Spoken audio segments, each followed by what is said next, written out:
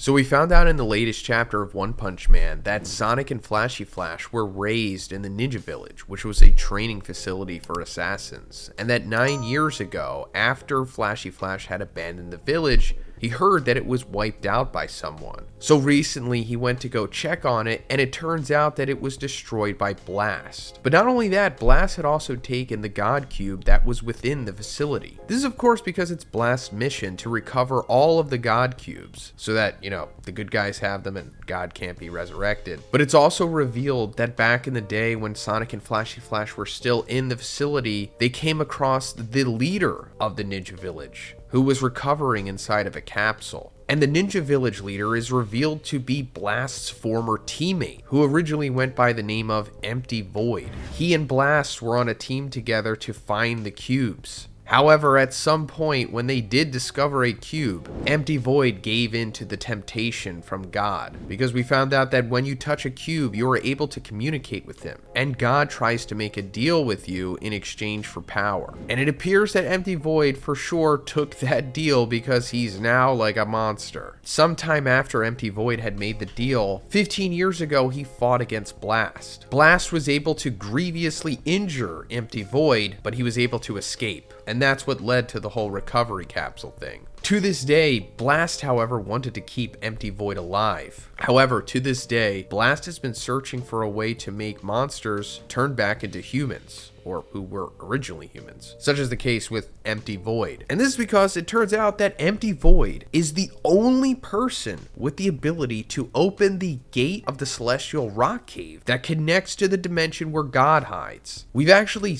kind of seen this before, I suppose, when we saw where Blast goes into a quote-unquote another dimension with his other spatial teammates. It seems like they periodically have to go back to this place, or the place where this portal is, to keep repairing it so that God can't completely come through. Also, let me point out, it's possible that these are two different things. Information on all of this stuff is still being revealed as chapters come out, so it's not completely fleshed out yet. There's still a lot of guesswork with this stuff. But this is the only instance in the series we've heard of something like this. And it's also especially interesting considering that Empty Void is the only person with the ability to open this gate that connects to the dimension where God quote-unquote hides. So before this, I thought that only Espers, or something related to an Esper, would be able to have this ability. And when we see Empty Void, he kind of just looks like a ninja, and because he is a ninja, he's like the Flashy Flash of his time, I suppose. But it's never mentioned that he's like an Esper or has any kind of Esper abilities. Now, earlier in this chapter, it's mentioned by Flashy Flash that the Ninja Village was located deep in the mountains and it was inaccessible to ordinary people thanks to a barrier Founder put around it. Now, this could be taken a few ways, because you can assume that this barrier could be the black box around the Ninja Village itself, or you could assume that it is like an actual barrier that maybe we've seen Tatsumaki produce or something like that. It isn't really made clear, but if it is the latter, then it for sure means that Empty Void is an Esper or some kind of Esper-like being. And it's also possible why God was able to influence him, because we've seen that God does go after Espers, since they have the ability to like connect to the same realm,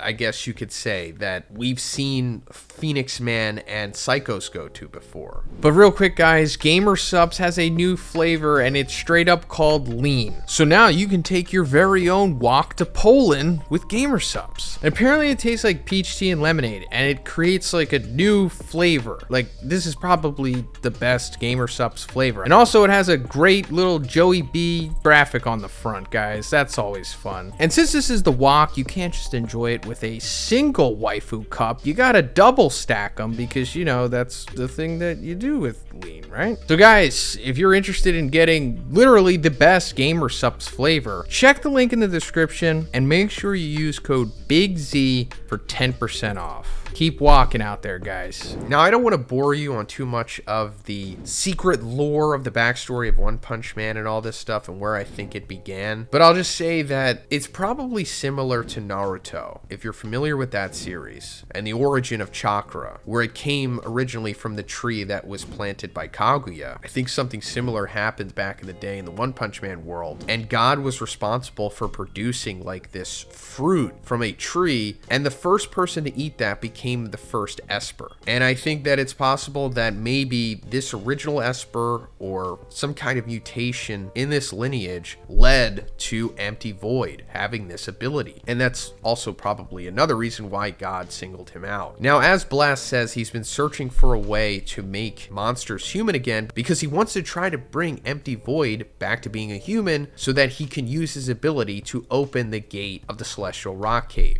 that connects to the dimension where God hides. However, I don't think that's going to happen. I think that Empty Void is probably always going to be a monster until the very end, and he will be a big quote-unquote villain going forward in the series, maybe even the final battle for Flashy and Sonic, and he'll probably become one of God's like Akatsuki or Espada, or you know, one of like his big team members in the final arc. But that being said, I don't think all hope is lost, because this whole Gate of the Celestial Rock Cave opening and closing, and him being the only one that could do it, is going to tie into something else, and I think that's Sonic. So let me explain. Also in this chapter, when we see a flashback of young Sonic and Flashy Flash talking over a fire, Sonic says, "Like I said, the memories of the time you spent on the outside are keeping your current sense of self supported," referring to Flashy Flash. And then talking about himself, he says, "I, on the other hand, was born in the Institute and forced to live my life in accordance with the training program from the very start. The instructors all call me a failure, but that's not true at all. I was born with a powerful soul, so they aren't able to control me." So I think that this is telling us that Sonic is probably the son of Empty Void. Now, before we go any further, let me just say, just like with the other stuff, just doing guesswork here. None of this is confirmed, not even remotely confirmed. This is actually the first time that we heard about this. But considering that Sonic was born in the facility, and that he says that he was born with a powerful soul, take that for what you will. Maybe I'm putting too much weight on it. I think this is probably the first seeds being planted of Sonic being the son of Empty Void. Now, why does Sonic need to be the son of Empty Void? Well, it's because he's probably going to inherit the ability to open the gate of the Celestial Rock Cave. And that means that this is Sonic's big ultimate purpose in the series. Like, since the beginning, he just wasn't a comedic opponent with a heart of gold for Saitama to fight every now and then, who starts off as a heel and becomes one of the biggest baby faces in the series. It's much more than that. He's actually this super important Esper hybrid, possibly, that has this unique ability that only he can perform. Meaning that once this is discovered, he will have one of the biggest roles going into the final arc of the series, because he's going to be the only one that can open the gate of Celestial Rock Cave to either